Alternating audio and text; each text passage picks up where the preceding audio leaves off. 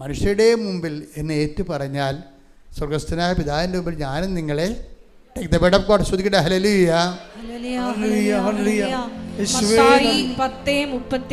മത്തായി 10:32. മനുഷ്യരുടെ മുമ്പിൽ എന്നെ ഏറ്റുപറയുന്നവനെ എന്റെ സ്വർഗസ്ഥനായ പിതാവിന്റെ മുമ്പിൽ ഞാനും ഏറ്റുപറയും. അപ്പൊ നിങ്ങൾ മനസ്സിലായി, കംപ്ലീറ്റ് ഏറ്റുപറച്ചിലാണ് അതിൻ്റെ അകത്ത്. കാര്യം എന്താണ്? അവസാനം ഏറ്റുപറയേണ്ടത് എവിടെയാണ്? അവസാനം ഒരു മനുഷ്യൻ പഠിച്ച് എന്നാൽ അവസാനം കിട്ടേണ്ടത് എന്താണ്? ഒരു PhD ആണ്. അതുപോലെ ഒരു മനുഷ്യൻ ഏറ്റുപറഞ്ഞാൽ അവസാനം ഏറ്റുപറയേണ്ടത് എവിടെയാണ്? പിതാവിൻ്റെ അടുത്താണ് ഏറ്റുപറയേണ്ടത്.